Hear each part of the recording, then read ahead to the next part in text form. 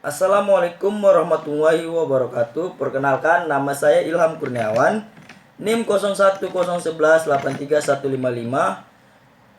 semester 7, jurusan Komunikasi dan Penyiaran Islam, untuk memenuhi tugas UAS Sistem Teknologi Informasi Komunikasi dengan pembahasan faktor-faktor yang mempengaruhi perkembangan teknologi komunikasi. Jadi yang pertama itu ekosistem teknologi.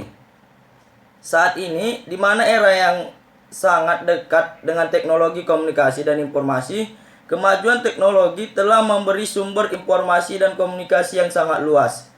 Dunia telah beralih dari era industrialisasi ke era informasi yang kemudian melahirkan masyarakat informasi. Roger menyatakan bahwa informasi society adalah sebuah masyarakat yang sebagian besar angkatan kerjanya adalah pekerjaan yang di bidang informasi, dan informasi telah menjadi elemen yang dianggap paling penting dalam kehidupan. Revolusi informasi biasanya dipahami sebagai mana perubahan yang dihasilkan oleh teknologi informasi. Dua bentuk teknologi komunikasi manusia yang terpenting adalah teknologi untuk revolusi karena dapat memberikan perubahan yang amat cepat dalam kehidupan manusia. Terdapat dua faktor yang mendasari dan mengarahkan revolusi informasi yang dapat mempengaruhi struktur kekuasaan. Yang pertama itu perkembangan yang cepat serta menyebar luas dan pengetahuan dan informasi dalam segala bidang. Yang kedua itu peningkatan pentingnya pengetahuan dalam produksi kekayaan serta penurunan relatif dari nilai sumber-sumber material. Pembahasan yang kedua itu faktor pendukung. Jadi berdasarkan kerangka berpikir yang dibangun oleh Thomson pada tahun 1991 tersebut di atas, maka terdapat 6 faktor yang mempengaruhi pemanfaatan teknologi informasi adalah faktor sosial, efek, kompleksitas, kesesuaian tugas, konsekuensi jangka panjang, dan kondisi yang memfasilitasi. Yang pertama itu faktor sosial.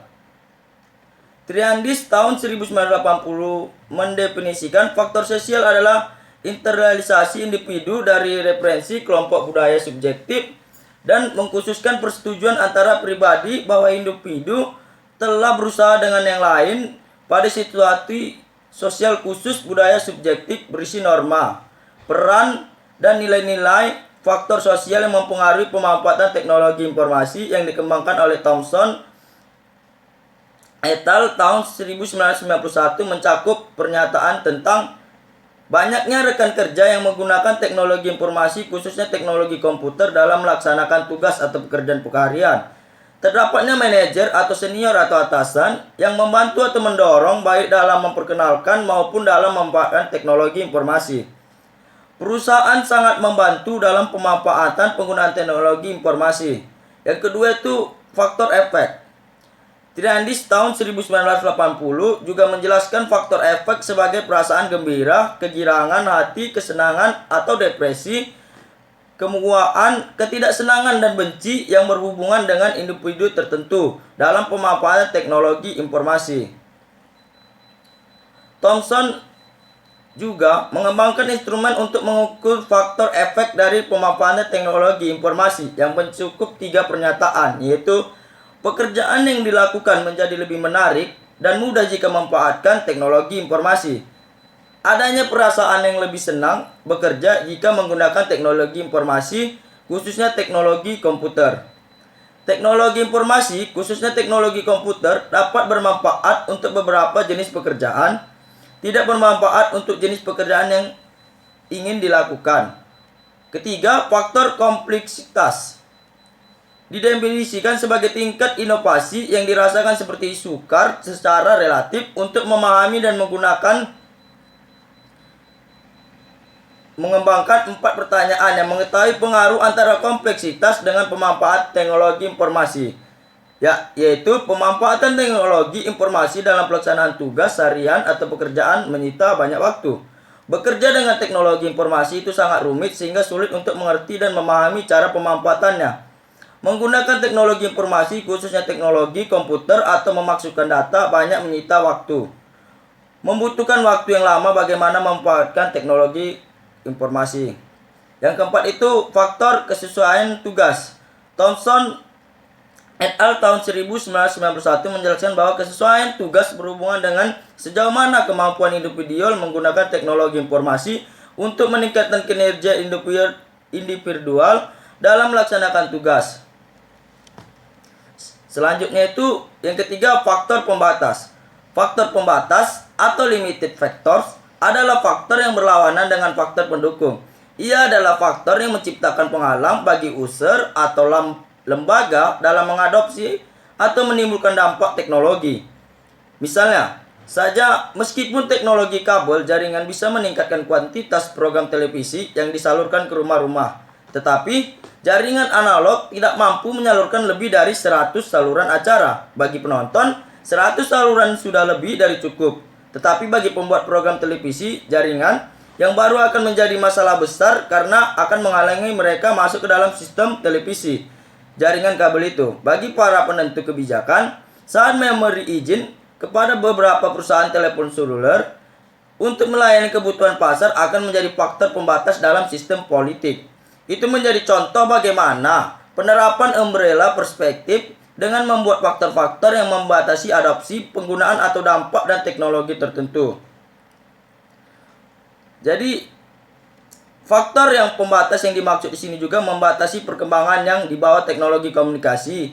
Bisa jadi keinginan kuat, tetapi karena adanya keterbatasan, maka teknologi tidak bisa dikembangkan sesuai harapan. Selanjutnya itu yang keempat, faktor motivasi. Pengertian faktor motivasi menurut para ahli supaya dapat lebih memahami mengenai apa arti motivasi. Yang pertama itu menurut Weiner, pengertian motivasi merupakan suatu kondisi internal yang membangkitkan seseorang untuk dapat bertindak, mendorong individu mencapai bisa tujuan tertentu, serta juga membuat individu tetap tertarik dalam kegiatan atau aktivitas tertentu. Menurut Uno, pengertian motivasi merupakan suatu dorongan internal serta juga eksternal dalam diri seseorang yang diindikasikan dengan adanya suatu hasrat serta minat, dorongan juga kebutuhan, harapan juga cita-cita, penghargaan dan juga penghormatan. Faktor-faktor motivasi. Yang pertama, faktor internal. Faktor internal ini merupakan faktor motivasi yang berasal dari dalam diri seseorang. Motivasi internal timbul karena disebabkan adanya keinginan individu untuk bisa atau dapat memiliki prestasi, juga bertanggung jawab di dalam hidupnya. Beberapa hal yang termaksud dalam faktor internal ini adalah harga diri serta prestasi. Yang kedua itu kebutuhan. Yang ketiga adalah harapan. Yang keempat tanggung jawab. Yang kelima itu kepuasan kerja. Faktor eksternalnya itu merupakan faktor motivasi yang berasal dari luar diri seseorang. Motivasi eksternal ini muncul disebabkan adanya peran dari luar. Misalnya seperti organisasi yang turut menentukan perilaku seseorang dalam menentukan kehidupannya. Beberapa hal yang termasuk dalam faktor eksternal diantaranya jenis dan sifat pekerjaannya, kelompok kerjanya, kondisi kerja, keamanan dan keselamatan kerja, dan hubungan interpersonal. Yang terakhir itu yang kelima, faktor penghalang. Jadi di era modern ini internet menjadi salah satu bagian dari kehidupan kita. Bagi sebagian orang, internet merupakan kebutuhan pokok yang tidak bisa ditinggalkan. Mereka rela mengeluarkan banyak waktu berlama-lama memanfaatkan internet untuk mencari informasi yang mereka butuhkan. Bahkan biaya yang mereka keluarkan untuk menggunakan juga tidak sedikit. Teknologi pada masa sekarang semakin tidak dapat dipisahkan dari internet dalam akses maupun interaksi antar manusia yang terjadi di dalamnya. Misalnya dalam blog, Facebook, Twitter, Instagram, dan berbagai media sosial lainnya. Jadi,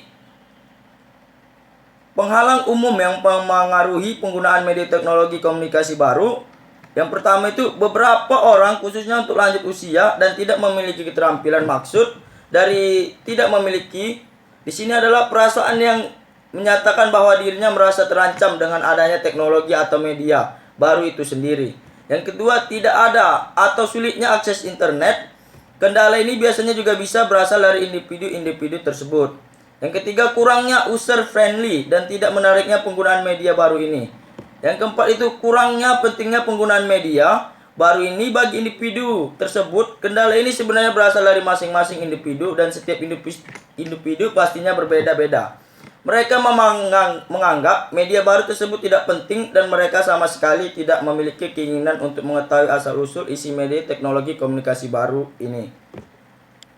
Pada intinya, di sini saya menggarisbawahi bahwa kehadiran teknologi merupakan sebuah possibility yang mana mengandung dua unsur yaitu positif dan negatif. Sehingga kita sebagai masyarakat pengguna teknologi komunikasi baru atau internet yang sering disebut dituntut untuk mengikutinya. Kita sebagai pengguna yang mengenalnya cukup lama sudah selayaknya memanfaatkan interaksi yang ada di dalam internet untuk hal yang sebaik-sebaiknya.